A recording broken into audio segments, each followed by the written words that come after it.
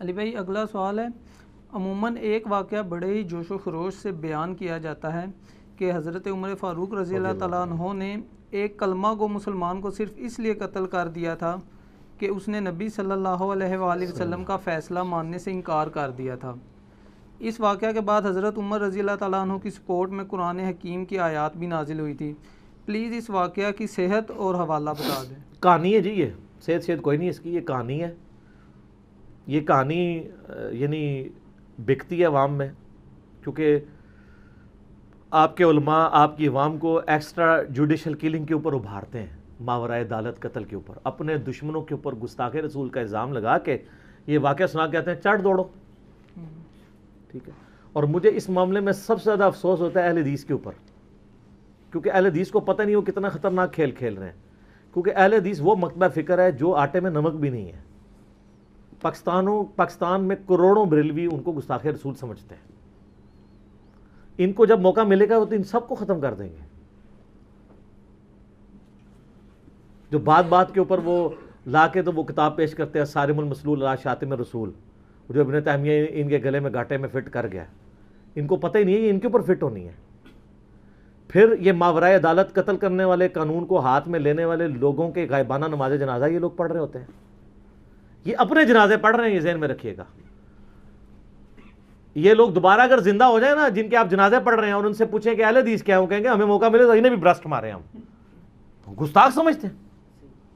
تو آپ ان لوگوں کے جنازے پڑھ رہے ہیں جو آپ کو شہادت کے درجے پہ فائز کرنے کے لیے بےتاب ہیں، تو آپ کس چیز کو سپورٹ کر رہے ہیں؟ اور اس میں پلی اسی حضرت عمر کے واقعے سے لی جاتی ہے، بالکل غلط ہے۔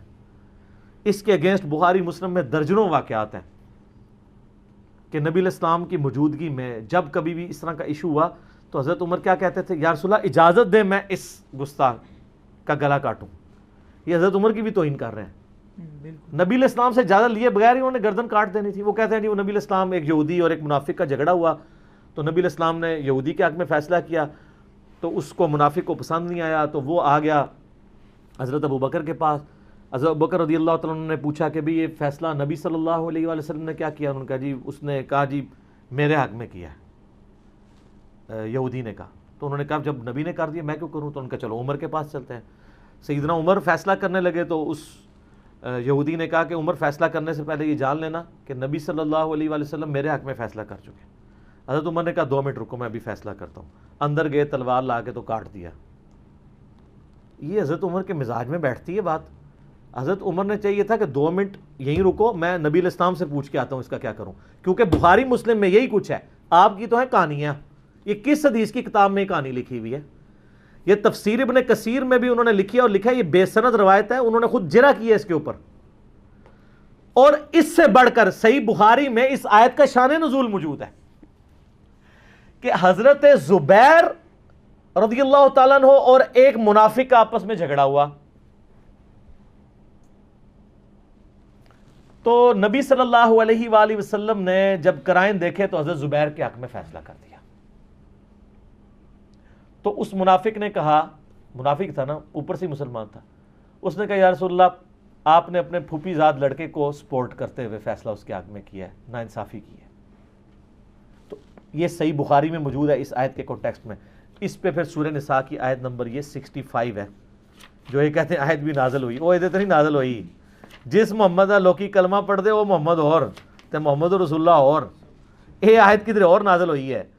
سورہ نساء آیت نمبر 65، فلا وربک لا یؤمنون حتی یحکموک فیما شجر بینہم، اے نبی مجھے تیرے رب ہونے کی قسم، یہ انداز محبت دیکھیں، اے نبی مجھے اس چیز کی قسم کہ میں تیرا رب ہوں، ہائے ہائے ہائے، لا یؤمنون، یہ مومن ہو ہی نہیں سکتے، حتی یحکموک فیما شجر بینہم، یہاں تک کہ اپنے آپس کے جھگڑوں میں آپ کو حاکم نہ مان لیں، آپ کو جسٹس، آپ کی جسٹس کو، آپ کو جج کے عہدے پر نہ مان لیں، ثم لا یجدوا فی انفسہم حرجا، اور اس کے بعد جب آپ فیصلہ کر دیں تو دل میں بھی کوئی حرج نہ پائیں۔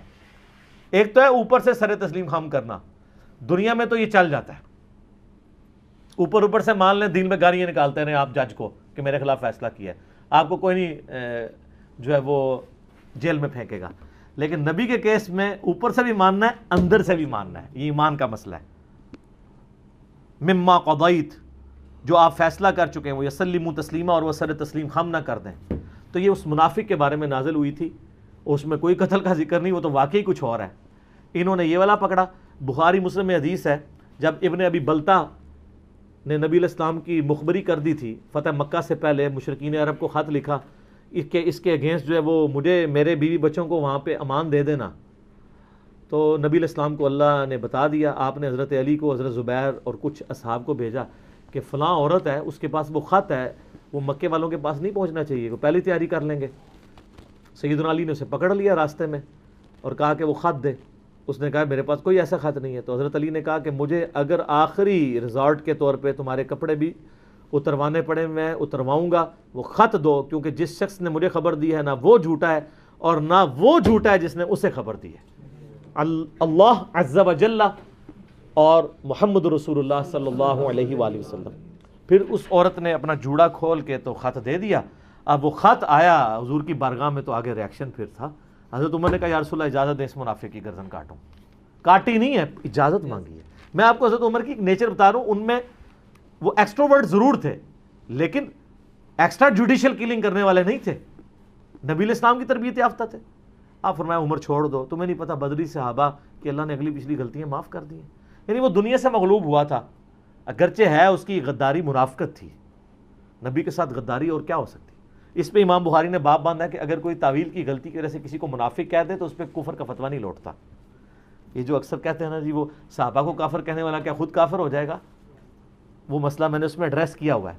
اگر کوئی تعویل کی غلطی کی وجہ سے ایسا کوئی معاملہ کرتا ہے کفر اس کی طرف نہیں لوٹتا. یہ بڑا سینسٹیو ایشو ہے. یہاں پہ حضرت عمر نے ایک بدری صحابی کو منافق کہا، اس حدیث میں نہیں آتا آپ نے کہا کہ عمر تم نے منافق ہے، اور بخاری مسلم کی حدیث ہے جو کسی کو کافر کہے تو فتویٰ اس کی طرف لوٹ آتا ہے، تم بھی توبہ کرو. آپ کو پتا تھا اس نے اپنی محبت میں یہی سمجھا ہے، اور اس نے منافقت کی وجہ سے ایسا نہیں کیا، دنیا کی محبت میں مغلوب ہو کے کیا ہے. ٹھیک ہے، آپ علیہ السلام نے اسے بینیفٹ آف ڈاؤٹ دے دیا، لیکن وہ آپ ہی دے سکتے تھے. آج اگر کوئی دو نمبری کرے گا اس پہ قانون لاگو ہوگا، اگر کوئی غداری کرے گا اس کو پھر سزا بھگتنی ہوگی. تو اس طرح کے ایشوز جو ہے نا وہ ان کو بڑا دقت نظر سے علمی طور پہ دیکھنے کی ضرورت ہے. آپ کو پتہ نہیں ہے، آپ یہ حضرت عمر والا واقعہ میں دیکھتا ہوں اہل حدیث بھی سناتے ہیں بڑے شوق سے، ان کی انٹینشن بری نہیں ہوتی. وہ تقلید کے خلاف نبی علیہ السلام کی اتباع کو پروموٹ کرنے کے لیے وہ کہتے ہیں جی حضرت عمر آج زندہ ہوتے ہیں. میں نے تو مولویوں کے یعنی خود تقریریں سنی جس میں انہوں نے کہا ہے، ایک دو تقریروں میں نے اس واقعے سے نہیں ویسے کہا، تو وہ کہتے ہیں کہ جی آج اگر یہ زندہ ہوتے تو سارے حنفیوں کے گلے کاٹ دیتے جو امام حنیفہ کی تقلید کر رہے ہیں نبی علیہ السلام کو چھوڑ کے. وہ ان کو پتہ نہیں کتنا خطرناک کام کر رہے ہیں. احمد صاحب بریلوی صاحب نے فتاوی رضویہ میں لکھا ہے رافضیوں کو وہابیوں سے بڑا گستاخ سمجھنا رافضیوں پر ظلم ہے، کیونکہ رافضی صحابہ کے گستاخ ہیں اور وہابی رسول اللہ کے گستاخ ہیں. ہاں پڑھو غائبانہ نماز جنازہ اپنے ہوتے. اب وہ ایک ڈاکٹرائن کھڑی کی ہے، اینڈ رزلٹ بالکل ٹھیک نکالا ہے. جب ڈاکٹرائن یہ ہوگی نا کہ وہابی گستاخ رسول ہیں اور رافضی گستاخ صحابہ ہے، پھر اینڈ رزلٹ یہی ہے کہ رافضی چھوٹے مجرم ہیں اور وہابی بڑے ہیں. اور وہابی کس کو کہتے ہیں؟ اعلیٰ حضرت جب وہابی کہہ رہے ہوں تو دیوبندی اور اہل حدیث کو ملا کے وہ وہابی کہتے ہیں. مجھے ایک اہل حدیث عالم کا فون آیا. آپ کو پتہ جب ایک ایکسٹرا جوڈیشل کلنگ ہوئی ایک سابقہ پنجاب کے گورنر کے ساتھ، اس نے جو کچھ خباثت کی وہ ایک الگ بات، لیکن ایکسٹرا جوڈیشل کلنگ کے میں خلاف ہوں. تو مجھے ایک اہل حدیث عالم کا فون آیا کہ جی ہمارے تو مسجد کمیٹی نے جو ہے وہ غائبانہ نماز جنازہ ارینج کیا ہوا ہے اس کا، جب اس کے اگینسٹ دوسرے کو پھانسی ہوئی. میں نے کہا جی آپ اپنے اوپر جنازہ پڑھ رہے ہیں، کیونکہ اگر وہ زندہ ہو جائے اور میں اسے پوچھوں کہ وہابی کیا ہیں، اوکے وہابی بھی گستاخ رسول ہے. تو خدا کے لیے آپ ایکسٹرا جوڈیشل کلنگ کو سپورٹ کرنے کے لیے یہ جعلی واقعات نہ بتایا کریں. گستاخ رسول کی سزا پہ بھی میرے کلپ ریکارڈڈ موجود ہیں. نبی صلی اللہ علیہ وآلہ وسلم نے جو تعلیمات دی ہیں اس کو بڑی دقت نظر سے دیکھنے کی ضرورت ہے. پٹ گستاخ رسول جو تھے نا ان کو بھی نبی علیہ السلام نے معاف کیا ہے. سب سے بڑا اس دنیا میں گستاخ رسول تھا عبداللہ ابن ابی، اور نبی علیہ السلام نے اس وقت اسے بینیفٹ آف ڈاؤٹ دیتے ہوئے چھوڑ دیا جب حضور کی حکومت بھی تھی. غزوہ تبوک کے بعد کسی کی جرت تھی؟ جب عرب کے لوگوں کو بھی پتہ چل گیا کہ رومن امپائر بھاگ گئی ہے تبوک میں اور مقابلہ نہیں کر سکی، تو پیچھے سے انہوں نے مسجد درار بنائی تھی نا، نبی علیہ السلام واپس آئے تو اللہ نے وحی کے ذریعے سورہ توبہ میں کہا کہ اس مسجد میں نماز نہیں پڑھنی ہے، اس مسجد کو آپ نے ختم کروایا۔ اس کے بعد عبداللہ ابن ابی کو مروانا کو مسئلہ تھا، نہیں مروایا۔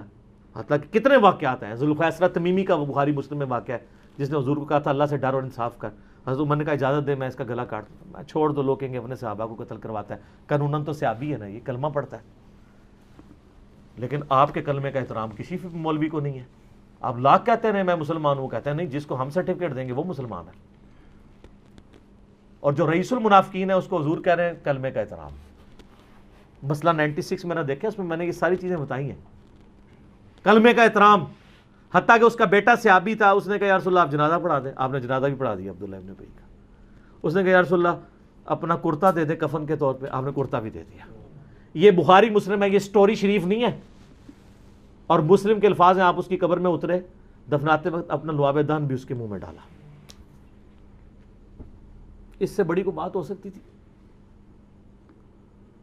لیکن سورہ توبہ کی آیات نازل ہوگی کہ اے نبی تم 70 دفعہ بھی استغفار کرو، ہم نہیں معاف کریں گے۔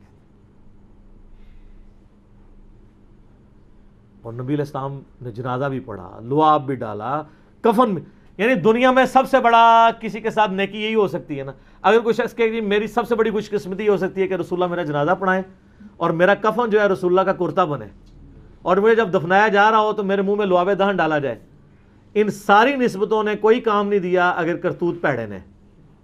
اب میں اشارتاً بغیر نام لیے آپ کو ایک بات بتاؤں گا، آپ کو جو بتایا جاتا ہے کہ جو فلاں شخص تھا پوری زندگی اس نے جو کچھ اسلام کے ساتھ کیا، کہتے ہیں نہیں جب ان کی موت کا وقت قریب آیا نا تو انہوں نے کہا کہ جب میں مر جاؤں تو میری آنکھوں میں حضور کے ناخن رکھ دینا، میری زبان کے نیچے حضور کا بال رکھ دینا۔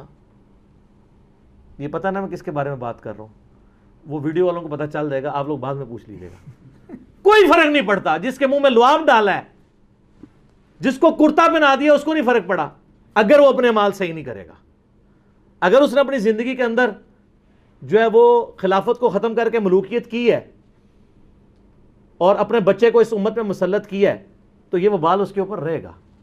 اور یہ تبرکات کے ہمیں نا دھونسے لگا کے نا وہ کہہ رہے ہوتے ہیں، تو میں نے اس کا بھی ایک علمی جواب ساتھ، کیونکہ میرا کام ہے کہ جدھر جو چیز نظر آئے گی نا نال ایک جڑا نا وہ چب میں کڑھتا جاواں گا، کہ اگر وہ کہے نا جی وہ تو بڑے خوش نصیب جی انہوں نے ناخن بھی منگوائے سن، وہ جہدے منہ تھک پایا ہے لعاب دہن مبارک، جنہوں کرتا حضور نے دیتا ہے اپنا، انہوں نہیں فرق پیا، انہاں چیزاں نال فرق نہیں پیندے۔ ان اکرمکم عند اللہ اتقاکم، اللہ کے حضور تقوی کی قدر ہے، صرف نسبتوں سے کچھ نہیں ہوتا۔